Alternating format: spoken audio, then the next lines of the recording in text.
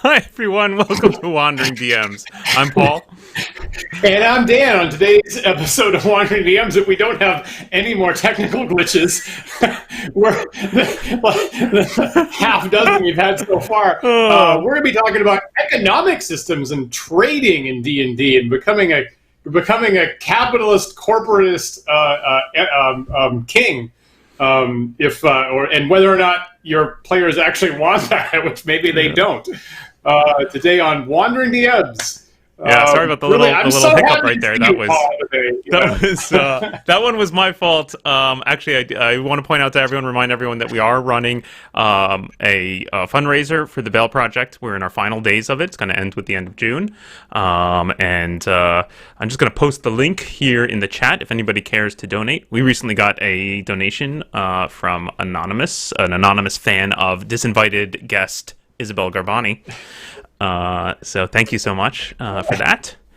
I posted the link in the chat, and that's totally the reason why we had that little hitch there, just because I was trying to dig up that link and get it ready to post. And funny story, exactly what was happening to me on Thursday in 10 Dead Rats. I was hearing the show echo back at me. And the reason for that is when I open that very link on my browser, of course, the stream starts. Oh, right. Then I realize, I'm listening to the stream and streaming at the same time. It's a bad idea. Don't do that. At least half the times when we had audio problems, that's the cause is that we've accidentally had the show open in some other browser or interface or something like that. It's easy to lose it in another tab of your browser and then not realize, where's that audio coming from? Oh. That totally has happened to me before, yeah.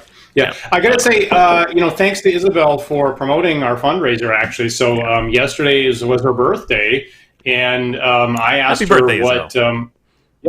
I asked her what she. Well, I wish she could hear you in person, but she's disinvited. So I asked her what she wanted for her birthday, and very generously, and that's what she's like. She says, "I want people to generate to the Bail Project." Actually, so I did actually not on our fundraiser specifically, and she posted on social media to any of your friends that would. That wanted to give her something to do that, actually. So big thanks for the help to Isabel on that. Thank you so much. And anybody that donates during our show, that'll show up instantly on the tab up above as long as we're live. So we would certainly appreciate that. Yep. So glad to hear that it wasn't her birthday wish to have no internet. Because that's the other road bump we very nearly crashed headfirst into. I was all set to have an audio-only Dan today on the phone. Yeah, I had a long internet outage. I mean, oddly, and the thing that was actually really confusing is we successfully. Thank you, Ash, for the wishes there. We successfully ran the war game last night, and then immediately afterwards, our internet here cut out for half a day, apparently. So the other, I will say that the second wish that she had was to crush me in the war game Saturday night, and she got that too. That was the worst tasting that I've taken in an episode so far. Is I did let her. She said I would like to be able to use some of the monsters or exotic types that we haven't been using. I said, great, you got it. And I let her, and I said, great, fine, it's your birthday. You can here's the list of all the monsters in D&D. Go ahead. And we sat down, and I said, what did you bring? She says, mostly giants. she brought I was like, oh really? I didn't know that was a possibility. Do I have them on the list? And she says, yeah, go get all your giant miniatures, please, because I need them all. And I'm like, okay. She just pasted horribly. So anyway, so a little spoiler, if you haven't seen the war game yet, that's what happened. So she was really happy at the end of the night. Excellent. Yeah. Thank you again. No, just saw it bump up again. Thanks, guys. Thanks so much. That's really fantastic. Yeah. Great. Looks like we got a donation from Yeffy's Backpack Express. Another Yeffy fan on the stream. Awesome. Thank you so much. That's great. So the funny news is, because I was in a last-minute scramble there to be prepared to have you just on the phone, because I assume in a fit of rage from having lost last night, you just ripped all your internet cables out. I did. Pretty close. I did collect a whole bunch of stills of Dan. I was like, oh, I better find a still of Dan. So now I have this lovely collection of stills of Dan, which I will find an excuse to share at some point. That comment is super valuable. Never know when you might need that. Well, the other thing is that I actually pitched an episode of just giants today. Of like, we need to talk about giants because something is not right with those things. So, but that's been tabled for a future episode. I will say so. And other than that, like it's going to be a lot of giants this week on Wandering DMs because Isabel brought giants to the table Saturday night. There's a little hint on the Tuesday game. There might be some giants showing up. Interesting. So we'll probably have to. So I bet, Paul, maybe you will feel like you need to talk about giants next week, possibly. Okay, yeah. Maybe after we get past the Tuesday game, I'll have a little more to say about it. You'll have some more opinions about that. Okay, but what are we talking about today, Dan? We're talking about economics. Well, before we get into that, let me say one other thing. I do want to wish all our viewers a happy Tau Day, because it is Tau Day today. Oh, excellent. The proper circle constant, that is the number of radians that gets you all the way around a circle, not just halfway. So personally, I was also considering an episode in which we would specifically talk about things in D&D that are circular instead of only half circular. But I couldn't come up with enough stuff. So maybe some other year. But still, shields? happy Tau Day. Shields. Yeah, shields, wagon wheels. I don't know, certain modrons. Oh, man.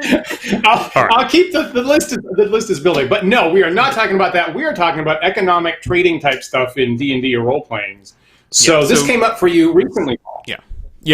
Yeah. So I've been running in 10 Dead Rats. I've been running a lot of the classic content from the Warhammer campaign, The Enemy Within. My players are up to the section called Death on the Reich, in which it's presumed that the party has a boat and they're moving around the Empire via river. And so the box set of Death on the Reich actually comes with an extra supplement, a little pamphlet, booklet thing that says, if your party wants to trade, here's some rules for trading. And they're a little quirky and a little difficult to get through, to be honest. And I had previously listened to, there's an actual play audio podcast recording of The Enemy Within, which I think is just called The Enemy Within, which is really great. It's honestly what got me excited to run that content. And the DM of that wrote down his alternate rules for trading, and he used, and he published, well, he didn't publish those. He did publish those. You can get them. They're not publicly available for free. You have to go and back him, donate to his I don't know what. It's old school. It's just like a PayPal thing because it's from years before Patreon existed and whatnot. So but you send him a little money and he'll send you all his notes from running that campaign. Great. And so anyway, so I had his notes and I was like, these are nice and concise and well written, and I'm going to try and use them. And it was a terrible failure at the table on the stream. And that's even the worst thing, right? Is never mind letting down my own players, but I've got an audience to deal with and I've got the tech to run and my brain is doing 16 different things. So having to also then do tabular cross-references and a bunch of math and deal with Warhammer's weird money system, which I personally love. I hate the idea of ditching Warhammer's weird money system, but it just makes the math so much harder. I saw on your blog. I saw you writing on your blog the other day about what a perfect storm of too much stuff to handle that was. Just for those of us that aren't immediately familiar, what's the interesting weird thing about the Warhammer money system? Well, it's based on the traditional English monetary system. So you have gold crowns, silver shillings, and copper pence, and so it's 12 pence to the shilling and 20 shillings to the crown. So anybody that's read my blog knows that I have a huge arsenal of stuff to say about that. I'll just go read my blog. Interesting. Base 10 is so much easier to deal with, but I don't know, as an Anglophile and having dealt with actual English money in the past, it's just something that screams Warhammer to me. Every time, I've only ever seen it when playing Warhammer, and it just feels in fiction to me, so I don't want to get rid of it. Because I like it. I like the feeling it adds. I'm a big fan of bringing archaic units into your fantasy game because it really slaps you in the face with an archaic, milieu. So I'm a big fan of that. But math with base 12 and base 20 is not easy. Right, especially when you then have a table, so you've got a price of this.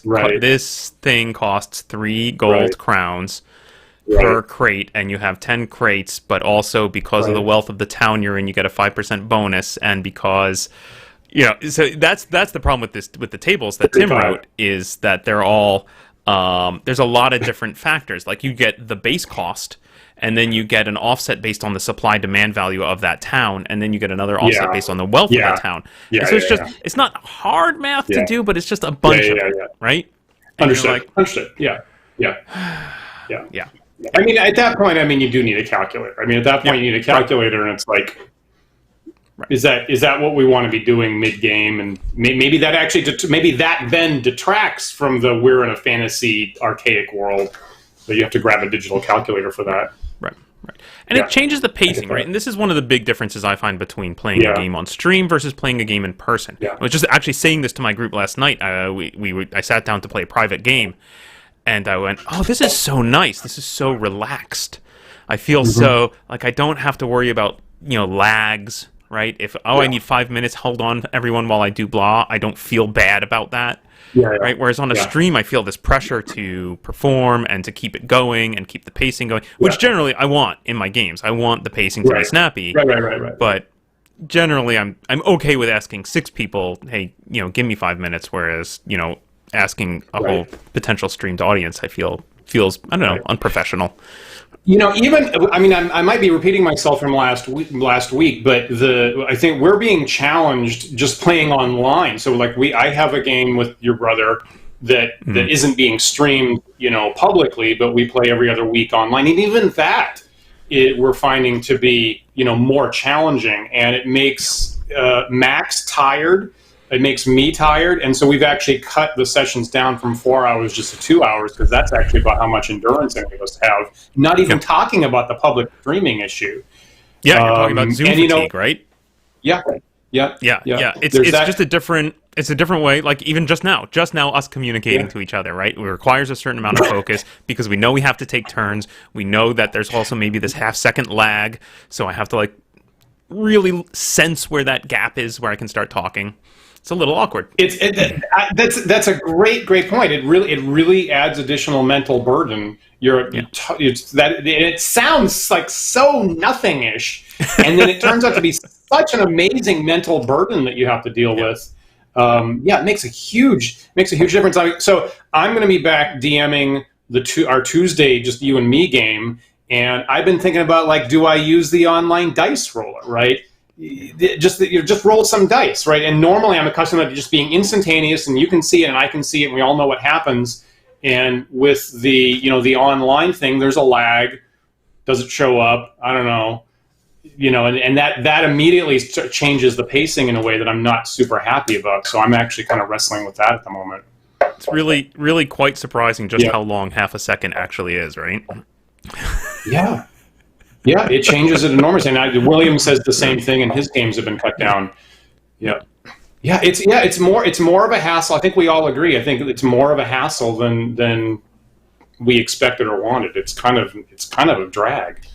Yeah. So those of you who are running, public streaming online games, that is really top level A+ master level, D&D behavior.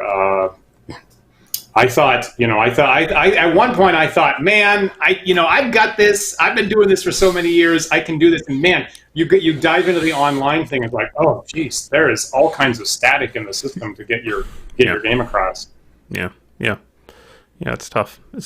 But on the other hand, it's a way for us to get together and socially interact, which there's not enough of right now. Yeah. Anyway, bit down a tangent there. The point being, really, what it comes to is how much bookkeeping, we're just echoing the same conversation we had before about encumbrance. How much bookkeeping do you want at your table, and how much are you willing to let things at your table bog down with, oh, hang on, I got to do a whole bunch of math, and is that fun? Now, in our case, the interesting thing was I wasn't sure, right? I wasn't. There's a lot of things like this. We talked about this, I think, with puzzles, right? Where I have a puzzle that is a cipher, where you have strange You have a sort of Rosetta key handout, and you have a. This is in my published work, The Vile Crypt of the Reawakened Sisterhood. And even in that presented by R.A. Salvatore. Yes, R.A. Salvatore presents The Vile Crypt of the Reawakened Sisterhood, available now in Build. Yeah. And I even devote some text in there of like, some people are really going to like this, and other players are not. And so you need to sort of have, your ear to the ground here about, are your players going to find this fun or tedious? And if it's edging towards the tedious, remove it, right? Don't do it. Shortcut it. But you may not know that. You may not know that until you actually, roll it out for your players. So you may possibly have one wrecked session as you find that out. And I'll say that, it's a thing that, hasn't been super solid in original D&D. Like here's my, original 74 D&D, book. And in what's the DM's guide here, you've got the, making baronies, and then possible resources, right? Possible resources that you could have a resource, game for. That's very short. That's all of 2 paragraphs, and that's all you get about running baronies. That's it. This space, there's some gold, and here's what you could possibly track. DMs, just go ahead and make that up. So there's been that, like a lot of like high level stuff in D&D, there's been that idea put forward of like, maybe you could do this, and there wasn't any really specific firm rules about it, to be fine-tuned or to be evolved over the years. So we've always been going in a bunch of directions about possible rules that we could add on. Now, Dave Arneson in his first fantasy campaign has a somewhat larger elaboration of that list, but it's still not completely fine-tuned, nailed down. And as usual for Arneson, as you're saying, Paul, it's just insanely complicated, complicated, and it really boggles my mind that he ever actually ran that. It looks like an aspiration, not something that was actually play tested. It's so easy, right, to write these fairly complex systems into your game when you're sitting there alone in quiet reflection time at your computer or your typewriter, probably in his case, right? It's so easy to add those things and think it sounds like fun and not realize until you've brought it to the table, oh, wait a minute, this is disengaging, not engaging. Maybe, Dan, before we dig more in that direction, you can give us a little background, because this was, I think, an exchange we had on my blog where you were like, oh, that's kind of like this other experience that you had running a complex economic model in your D&D game. Right. And so, William just a second put up a post about, domain management, and that's exactly what I was trying to do, is I was trying to expand on these OD&D rules. And so for a number of years at our annual convention, I was taking the classic D&D rules for Wilderness Adventures, which requires the outdoor survival board game, which is the original core D&D Wilderness, and that's where you get D&D Wilderness movement rates, and the whole idea of daily encounters comes right out of that Avalon Hill game. And so I was like, with my standard house rules, I'm going to try to run this as close to the original book to find out what it is.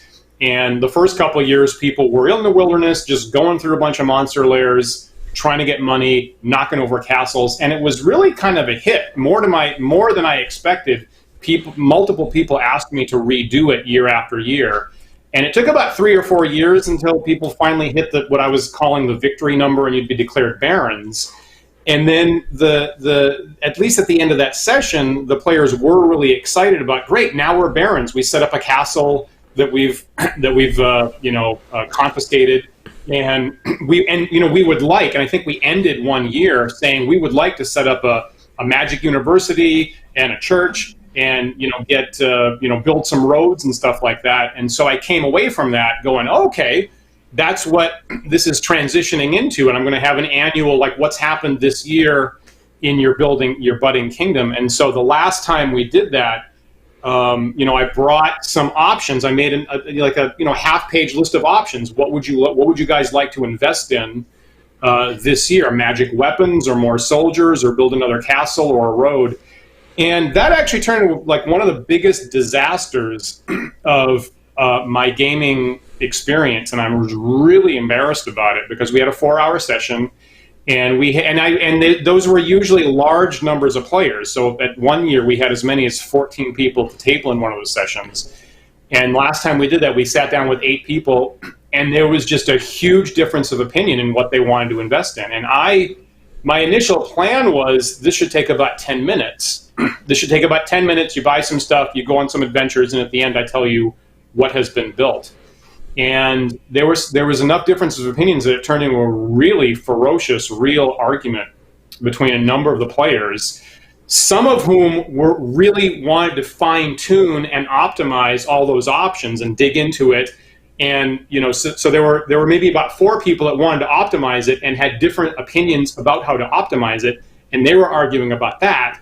And there were another 4 people, as I think is what's on your mind, Paul, who just weren't interested in the process whatsoever, and just like, let's go kill some monsters and knock over some castles like we're accustomed to. So there was a 2x2 matrix of dispute, giving you about 4 different quadrants of argumentation, and I didn't do a good job of managing the table, and there were a couple of people actually came away with some hard feelings.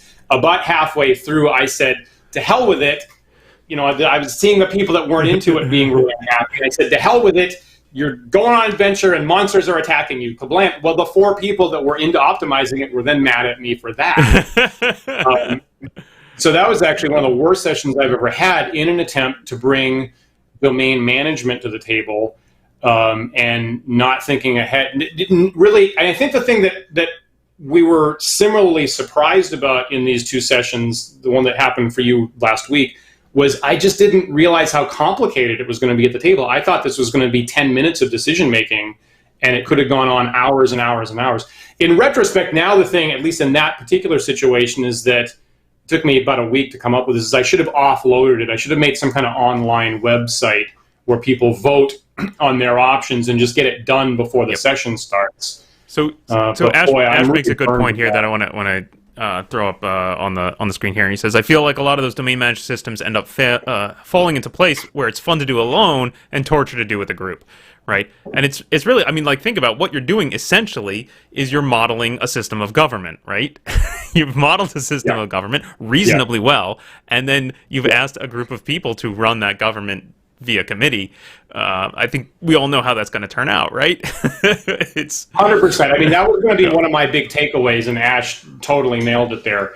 It's surprising how long it's taken that point to dawn on me. I see it in the books, I see it in the classic books, I see that being held out as an option. I bring it to my normal D&D table, and I don't think about that. But you're right. And I'll say that the times when those, like the stories that Gygax and Arneson have of times when that went well were when people were playing separate. When like Arneson had one player that would just call him on the phone, like couldn't be there, would call him on the phone between sessions and say, I want my guy to do this, this, and this while he runs his castle. Right? Well, that's a great way to deliver an interesting experience when you're not with a group.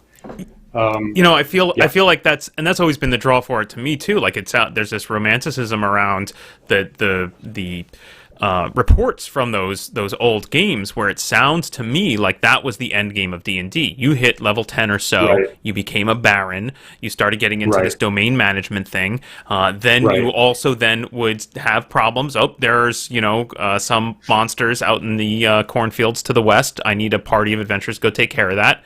And then you would send a different group of players, or yourself playing a different character and other players off to go deal with that. And now you're generating the adventure as well as playing the adventure, right? It sounds super neat.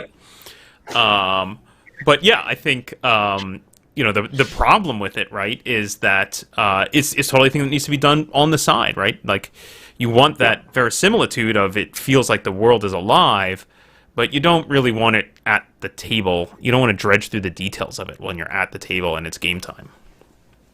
Were you part of, we had these same debates at the company where you and I met. So were you part of so at one point at the Genetic Anomalies company that was bought by THQ, which is where Paul and I worked when we met, when I joined, there was plans to make a massively, an MMO, a massively multiplayer online game.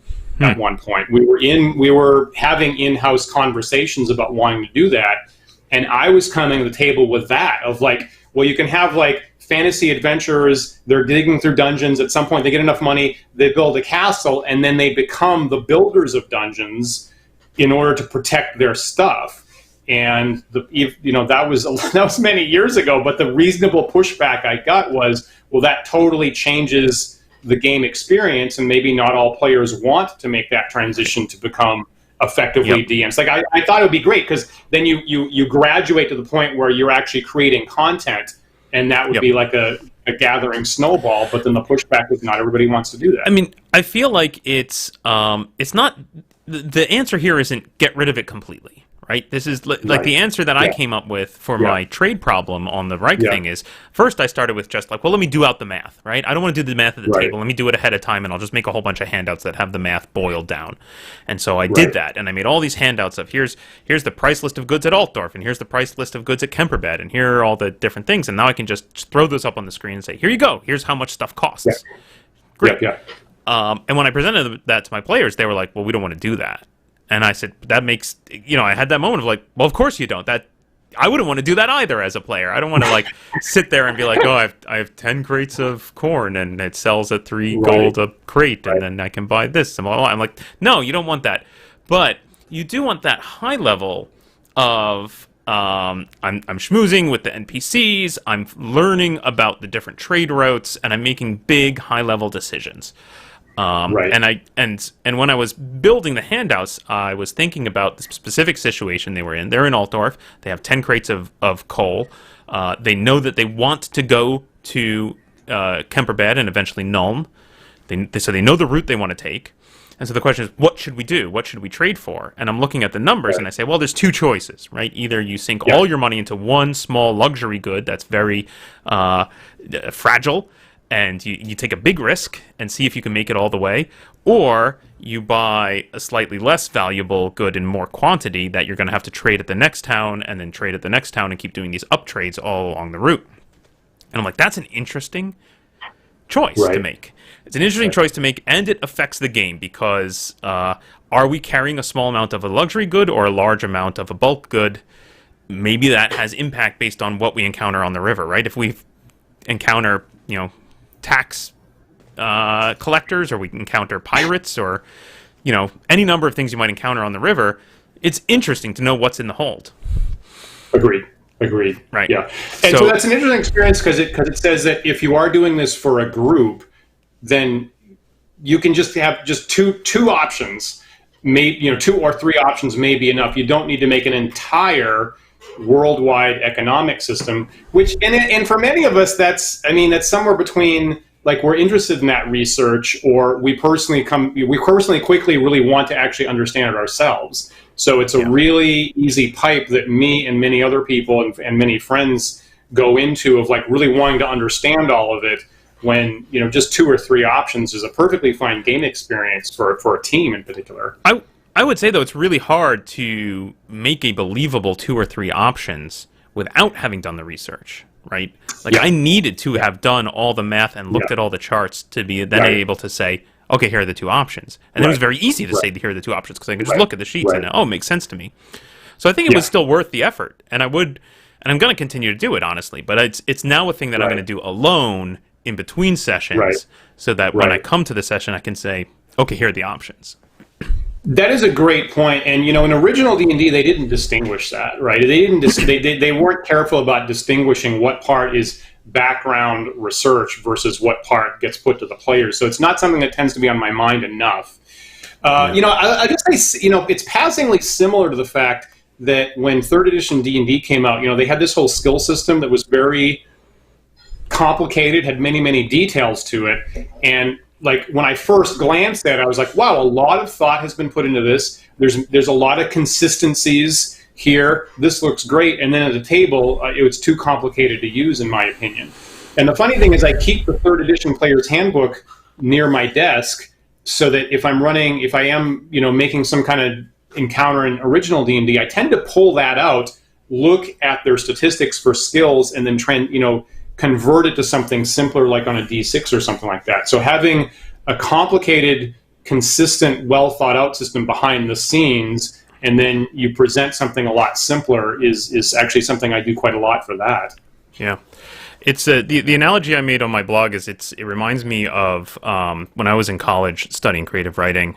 I had an instructor who said who would sometimes say of writing that you presented, this chunk here, this first chapter, this first section, this first page, this is scaffolding. You need to get rid of it, right? Gotcha. It was important for you to write it so that you understood it, so you could get to the good writing. But now you got to the good writing. This is not doing anything for you. Get rid of it. Right. I'd be interested in, like, I hear that, and then I also hear successful writers. I think R.A. Salvatore, didn't he say, like, didn't he say, like, oh, I'm just totally, by the seat of my pants, I don't know what's happening on the next page. So at least there's a difference of opinion about that, I guess. Well, if any of our viewers, like, want to comment what their writing practice is, I guess I'd kind of appreciate seeing that, actually. I don't want to put words into Bob's mouth, but I suspect he would then say, well, of course he edits, right? Like, of course he goes back and looks at what he's written and decides what stays and what goes. Yeah. Good point. Yeah. I don't know. The scaffolding notion, it almost always came up as the beginning, right? You would hand in like 10 pages of writing, and she'd say, like, this first page, right? The first, like, you needed to get this information out onto the page so that it was in your head, so that then you could write the stuff, but it's actually not helping the story as a whole when you present it to another person. Gotcha. Yeah. I will say in my my game writing, like, it's not totally, I haven't published this quite as much as I want to, but, like, I've got in the habit of writing more and more footnotes, or technically endnotes. It's like, so I make game rules. The current game rules I've been writing the last year or two is like short, here's the game. And then the endnotes are actually much longer than the actual game, of explaining where it came from, or what reference I'm looking at, or why I decided on this, or some real world research and stuff like that. So I've gone in a zone where my game rules are actually just the tip of the iceberg, and then it's actually the footnotes that's actually the whole rest of the work. I mean, that's interesting, but would you argue that that people should be reading those footnotes, or that it is an optional thing? Optional, probably. More likely for DMs. Players, no. DMs, probably so. Is I think where my I've definitely seen at. that, like, in your OED publications, and I will admit I haven't read the footnotes. I know they're there. I appreciate that they're there, and I trust that you did good homework, and then I can just glean the cream off the top and just use that. And go, great. Glad Dan did his research. In the players' rules, in the players' rules, it's specifically set up so the OED players' rules are 4 panels. So it actually, at some point, like, I'll say, the footnotes actually say, don't print this part out. Just print out the first 4 pages, because it fits on one sheet, right? If you want to hand out paper, just do that part. Don't print out the footnotes, because you don't need that. So that's, I would say players, I don't expect at all to read that stuff, but occasional DMs would, who want to check my work, I encourage that. Yeah. Yeah. Great. Yeah. I mean, it is nice to have a format like that, I think, where you've drawn a line in the sand, where you can say, if you care, you can dig in, but if you don't need to, you don't need to. It's nice. Yeah. It's good. I do want the game rules as quick and as curt as possible. But back to trading. So I do want to elaborate a little bit more on Ash's point about that I think we agree with, that the trading economic stuff really might be better for just one person at a time. And the trap that I keep stepping into is here's the trading stuff, here's my D&D game. Trading goes into the D&D game. Oh, it's a whole bunch of people now. It's a problem. And it also, you start doing domain management, and of course, Frank Metzer elaborated on that in his Beckme rules, and they had a whole adventure series, like the whole companion module adventure series is specifically to dig into, we're running domains now in a particular, new fantasy realm. And the problem is you make that transition, and you're accustomed to having this Lord of the Rings type, fellowship of a team, and then you're running a kingdom, And of course, the traditional, real world trope is there's one master tyrant. Yeah. Yeah. Right? There's one in charge, and what they say goes, and the end. So when you make that transition in D&D and you try to keep the team structure, like I always feel uncomfortable, or that I'm ignoring the obvious difficulties of like, oh, now we have a democratic oligarchy, but they're not elected. That's pretty much never happened in the world. Like people expect a king, and I'm always dancing around the slight cartoonishness of ignoring the difficulty at that point. Same point for ships, right? I kind of want like mid-level characters to start dealing with ships, as you've seen. But again, the thing on a ship, or even a modern ship or a modern plane, the pilot has complete dominant authority while you're en route. And so I throw out a boat in a D&D game, and now we're going to have a mutual conversation about like and maybe have a vote. And that clearly violates the normal functioning on a ship where someone makes a choice. So maybe that stuff should be offline and should be made like one-on-one game instead. I mean, it's interesting to think of sort of like the literary or cinematic representations of this, and imagine, would that be fun to play, right? So I'm thinking of like Lord of the Rings, right? I just rewatched those movies recently, right? So the party comes in and they treat with Theoden, and he's got to make a call of X or Y, right? That's interesting and dramatic, but ultimately, King Theoden's got to make the call, and then we're angry about what he chose, but some people think it's right, and that's drama and interesting. And then I think of like, but if we get into that mode where we're a kind of a democratic party, and now we're going to collectively control this ship or control this realm, and like I'm like, well, what fiction is that like? And the only thing coming to my brain is like episodes of Parks and Rec, right? Like, great, we're gonna form a committee, and we're gonna hold a meeting, and like, is this fun? Is this? That's kind of what happened in my last outdoor spoliation game. It was kind of an angry season 1 Parks and Rec sort of. Yeah. I mean, I'm sure you could make fun of that, and you could enjoy it if you set out in the right direction. But I don't know. I think I'm very interested in the notion of sort of bringing it offline, and I like your idea of possibly even like engaging with more than one player by setting it up in some kind of website or some kind of whatever it is, some asynchronous method where you've got your spreadsheets or your documents or whatever, and you're just pinging people and saying, okay, well, you guys got to just choose X or Y, or tell me what you want to do, and then letting that inform the in-person session where we're actually playing. Okay, we have a thing, we have a quest, let's go do it. Right. And the other thing, I mean, now we're all distant, and and as life goes on, like friends move away and stuff like that. And also thinking about Arneson's phone-in player, is this would possibly be a way to involve like one person who's moved away or is distant to still be involved in your campaign by setting them up as running some lordship or the king, and you can get input from them. Like actually, so I did that actually with disinvited guest Isabel Garbani, and it never came up, and I felt bad because I sat down before that outdoor spoliation game and I said, hey, you're running. You have 20 minutes. You're running one of the opposing kingdoms, and you have these resources which are exotic and different. Tell me what you would do. And she's like, oh, I want A, I want B, I want C. And I was like, I would never have thought of any of that stuff. That is wonderful, right? Yeah. Wonderful. And I guess part. So I don't think the players knew, but at some point, spies came in to their barony, right? Came through and interacted with them, and they didn't realize that it was Isabel that had sent the spies. That's right. Great. And it didn't pay.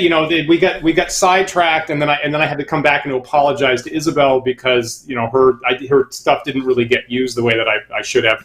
But you can. I think I'm starting to take baby steps. I've wanted for many years in the back of my mind. I've wanted like a war game situation where I had distance players running the kingdoms, and then I had local players dealing with the party, running around and dealing with the chaos or the mayhem.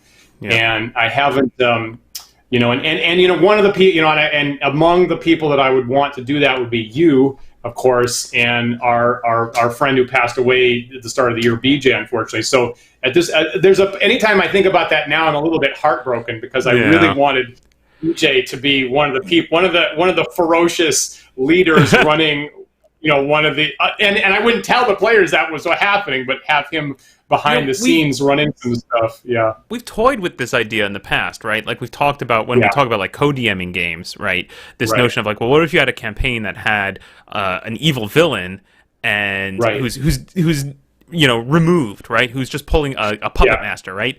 And then actually get some external person to play the puppet master, right? So you're doing like asynchronous email or something with that person and saying, okay, here's what's going on, and they give instructions and then you implement it in the game. I think that would actually be super, super fun. And I think, now that I think about it, we've kind of touched at it a little bit. If you recall, I think we had, I was running a D&D campaign and the players were invested in this town that was about to get assaulted by undead, and I had you come in and we did a mass battle to represent the invasion of Bridgefair, and you came in and played the general, and I'm like, all right, for this session of the game, we're actually going to play a war game, and I have special guest Dan Collins coming in to be the war master of the the evil army. Evil undead army. Yeah. It was really fun. It was fun for me as DM to have that kind of random input of like, I'm going to set up the pieces. Here are the pieces in play. The players have done this, and they've built up these defenses. And then Dan's going to come in and do, I don't know what. Here's your army. Good luck. And we're going to see what happens. Put up William's comment. Put up the comment that William just posted there, because I love that to death. So I did that with the player's 6-year-old daughter who sat in at our table one night. They are vicious. That's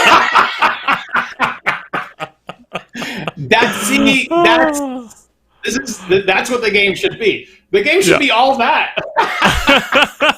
The game should just be all that. This 6-year-old kids playing for the first time, and they're gonna be absolutely out for blood. That's fantastic. I love that. That is hilarious. That is hilarious. Yeah. That's a nice. And then it came back around, obviously, to me playing the adversary in games that we do. So that's. It's interesting. So the other thing that I think of that this always reminds me of, and that I have this fantasy of a game in my head that doesn't actually exist, and I don't know if it could exist. But there was a series of novels from I think back in the 80s called Game Earth. Have you ever heard of that one, Dan? No. I can't even remember who the author was, but it was playing on the trope of you got players who are playing a role-playing game or something that sounds like a role-playing game, and but actually it's real, right? Actually it's real, and so the novel is jumping back and forth between the perspective of the players and the perspective of the characters in the world who are dealing with the impact of what's going on, and of course then something weird happens where there's actual transfer of people between settings. But the thing that reminds the weird thing about it is you read this book and you realize like this is probably a person. They were either playing a really custom game that never got published, or they weren't playing anything, that they like heard about D&D secondhand, did some research, and then wrote this book. Because I don't know what game it is they're playing. It sounds awesome. Basically, you've got 4 players sitting around a big wilderness board. Each one controls a quadrant. So each one is like the ruler of this quadrant, but also they're role-playing characters in an adventuring band. And so when the adventuring band goes into someone's quadrant, then that player sort of steps back and takes on the sort of mastermind DM role, and this sort of this hybrid, like I'm the DM, but also I'm the person in control of this region, and everyone else is playing the characters. And then just by like physically moving from one location to another, that role shifts. Interesting. That sounds super fun. I don't know if it would work. But it sounds fun. There was an online cartoon for a number of years that was initially hosted on Order of the Stick called Earth World, right? Where and the tone was maybe a little more comic, a little bit more broad satire than I really wanted, but the theme was that there's a fantasy world with armies. If someone cast a magic spell to get the best possible warlord, well, that was a person in the real world who played the game and knew the rules. and gets yanked into the fantasy world. And the fact that they actually know all the rules and they run the battles by intentionally metagaming, right? It's like, I know that 3 things here and a stack and a bonus and da-da-da-da. Which I thought was an interesting take. And there's also a current comic book by the author Kieran Gillen, who I think is just really just crushing it. Kieran Gillen just makes amazing work these days. And he's got a current comic series which explicitly references Dungeons and Dragons by name, in which a bunch of people get yanked into a fantasy world as kids, get sent back, and then 40 years later as adults get yanked back in again and have their normal lives disrupted as a result. And that comic book goes by the name of Die, which is a pretty clever name for a fantasy story like that. Actually, I really love the fact it's simply called Die. That's good. That's good. So those are good. It's a popular trope, right? I think immediately of Robert Bevan's Critical Failures books, which are much more humor. But again, it's similar trope of like they get sucked into the world, but they know the rules of the game they're playing, and they start using that to their advantage. Right. You know, but mostly to make dick jokes in Robert Bevan's case. So or Narnia. It's a great trope. Or Narnia. Narnia. Yeah. Yeah, and that's what I was thinking about with Kieran Gillen's, like, and then they get yanked back in later, because I always frankly got hurt. I've maintained this permanent hurt over the kids getting booted out of Narnia when they age out, and that hurt has never gone away for me. So the fact that Gillen was like, what if at a really bad time they get yanked back in, it really caught my attention. Now, before we, I mean, you know, the other thing I had here that I prepped here was here's my my D&D campaign rules binder, and I do have an article on Sea Trade. This might be from like dragon number, I don't know, it's an early dragon, like number 10 or 12. So I had this ready in case it comes up. It never came up actually. Now I think with your experience this week, Paul, I think I'm glad it didn't, because I think I would have had the same problems. I would have run smack into this and had major problems. On the other hand, so I haven't used that. On the other hand, what I have personally done is in the TSR science fiction game Star Frontiers, their second box set, which provides spaceships and traveling around the galaxy and stuff like that, has, what is this, 2 or 3 pages, 4 pages here on trading. So I have it on my tablet here. So there's this, and then you can get into passenger services, where you're actually carting around passengers, and then you can get into commercial trade and mining and things like that. And you can see here, like, maybe you can't see here, but the point of this table is, you see on there's 2 columns, right? There's 2 columns here, and all there is price at the source and price at the destination. That's it. So there's no percentages. It's just like, here's what you buy it at, and then here's what you sell it at, and it's just fixed. So fairly simple. I actually did use that pretty successfully in a game that I was running for one person. And they were actually traveling around the Star Frontiers galaxy, and they were buying, and they were selling, and they were trading, and they were pretty happy with that. And for the one person that I was running that in high school for a while from one of my cousins, we actually did have a good time with that. So that... I'm hoping the river trade in 10 Dead Rats is going to go in a good direction, because I think it's interesting, because it sets up, it goes from a lot of the original source of saying, like, these towns produce these goods, right? And once you start with that, you can sort of start to say, like, well, there's different trade routes, and obviously, like, there's right choices, right? Like, over here, you probably want to buy wool from Bogenhofen, and then you want to bring it up to Altdorf, because Altdorf needs wool, and they don't make it, right? So that's nice, right? And you get that sort of, like, the price changes based on where you're bringing a thing. But really what it boils down to, right, is that we have this character, Yeffy, who is pretty nefarious, pretty connected to the underground, and, like, clearly wants to kind of, like, see, can I use this to become Han Solo and start some kind of smuggling operation, which would be fantastic and fun, and again probably lead to some very fun encounters. But I need the underlying knowledge. I need to know what the trade routes are, and I need to know what goods are valuable in different locations. And then I also need to know, like, what are the laws that are going to get in the way, and then how can she cleverly break those laws to her advantage? As a suggestion, like just having looked at the Star Frontiers thing there, like just as a starting point, I think they just categorize every single star system in one of three categories of, is it agricultural, is it industrial, is it commercial? Kind of a little bit like the three categories of like SimCity zoning, right? Mm-hmm. So like at least as a starting point, they go, well, here's this stuff you can buy in a commercial zone. This stuff is what's produced in an industrial zone. This stuff is produced in an agricultural zone, instead of like, I don't know, if someone does have the time and energy and interest to specify every single town, every single region, do that.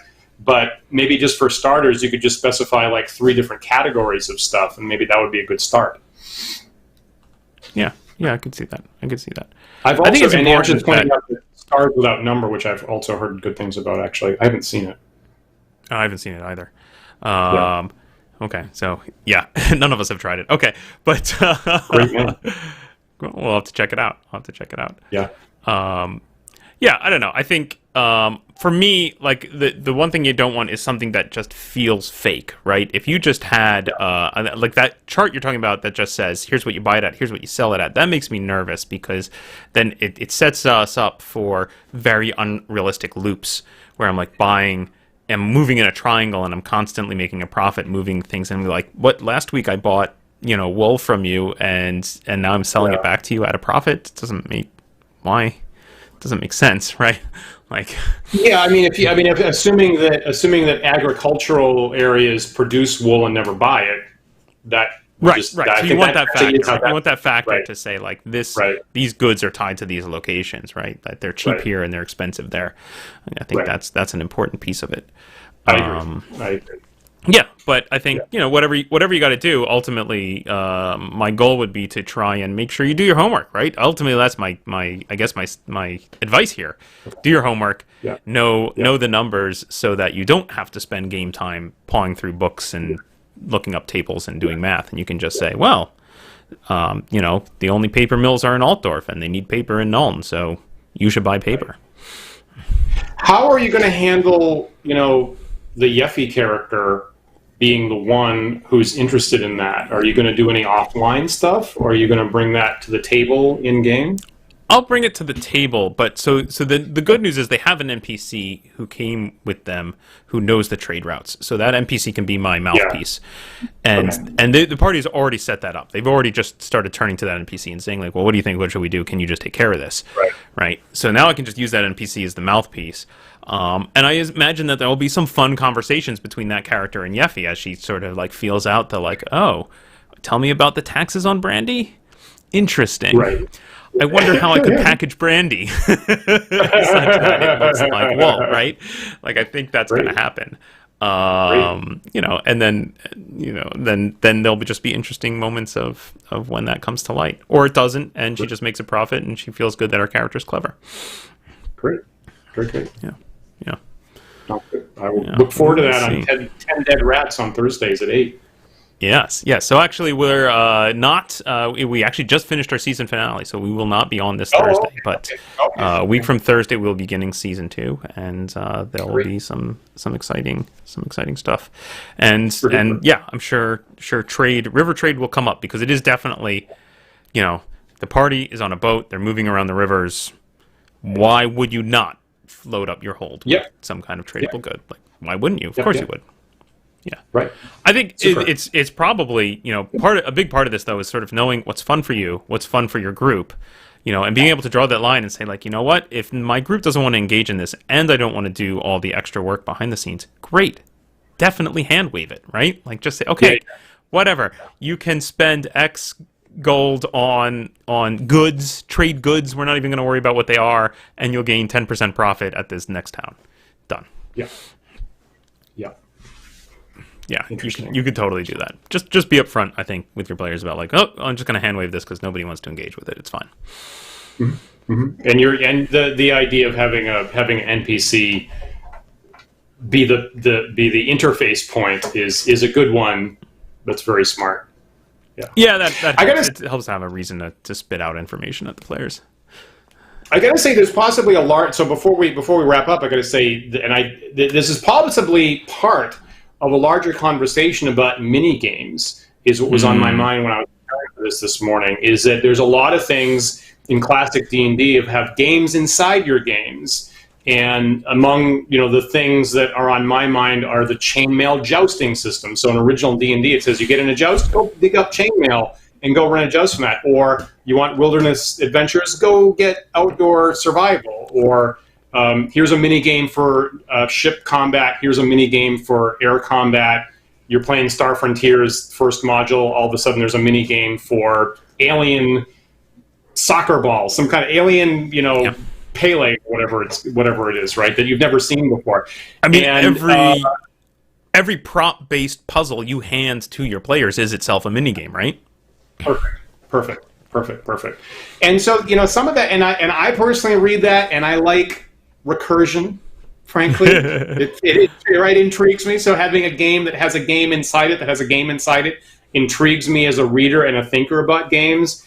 And, I'm always excited by that. And I think in my experience in the last couple of years, there's at least a peril, at the very least, there's a peril that your players are not going to want to learn a whole bunch of new rules on the fly, or are going to be at a major disadvantage because I, the DM, have been thinking about this for years. They've never seen it. And obviously, when I was running chainmail jousting, I cleaned everybody's clock every single time it ever happened, to the point where my players, I don't know if you were a part of that, Paul, but at some point I heard somebody say, the next person who challenges us for a joust, just kill that asshole. Just kill him, yeah.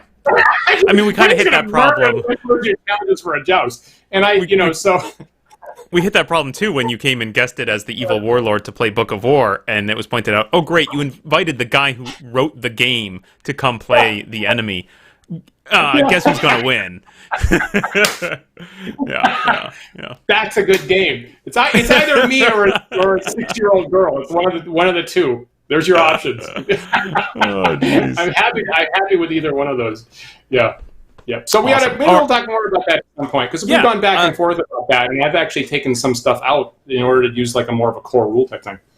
Great. Well, let me put a specific call out here to our viewers and our listeners. If you have any specific examples you can give us of mini games that have appeared in your campaign, please get in touch with us. Leave us a comment in the video. We're going to collect some of that information. Definitely seems like a great topic for a future talk. Yeah. Let us know so we can incorporate that. We appreciate it. And tell us that, we have a Tuesday solo game between just me and Paul. So tell us if you'd like to see at some point us running a domain or ship or trading exercise with one-on-one. See how that goes. Perhaps maybe that's something we should do at some point, Paul. Yeah, for sure. Great. Or you think about which one of those things you'd prefer to play in, perhaps. Yeah, I'll have to give that some thought. All right, well, that's awesome. About our time. Thank you so much for joining us today in this conversation. Again, if you have thoughts, comments about any of these topics and more, please leave us some comments below. We'd be delighted to read them and get back to you with our thoughts. Definitely. Great conversation today. I'm so glad you had that experience this week, Paul, actually. I think that'll benefit me and a lot of other people actually here. So really great conversation today. Now, if anybody's new, remember that you can like and follow and subscribe to us on various social media like Facebook and YouTube and Twitch and Twitter, where we have the handle Wandering DMs on all of those sites. You can also listen to our show in audio-only podcast format. You can find that at our website at www.wanderingdms.com or a variety of podcast carriers such as Google Podcasts, iTunes, etc. If you are listening to us from one of those carriers, please take a moment to rate and review us there. We really appreciate that. We definitely do. Thanks again for those of you who are patrons to the show and support us doing this. We totally couldn't do this if you weren't here engaging in the conversation and helping us out resource-wise as well. If you would like to join our very generous patrons, please visit patreon.com/wanderingdms, and you'll see how to do that. Several different tiers there of support. We currently do have, this week we're going to have, I think, 3 shows. So we're going to have the Tuesday solo game show where I'm going to start running a classic Marvel superheroes face rip game from the 1980s. Paul, have you played that in the past before Didn't we play that together at a convention not too long ago? That was a different. That was like a different retro clone that was quite different. So great. So you're going to see this. I love the system, pretty fresh eyes on this. Yep. I love being able to share the system with other people actually, because it's pretty clever actually. So that's happening Tuesday, and then. Actually, I guess that's it, actually, now that I think about it, because you're off on Thursday, and then we're off on Saturday because we're playtesting our other project, actually. But we will be back next Sunday at 1 p.m. Eastern Time for more thought-provoking discussion. We hope that you'll join us. We'll see you then.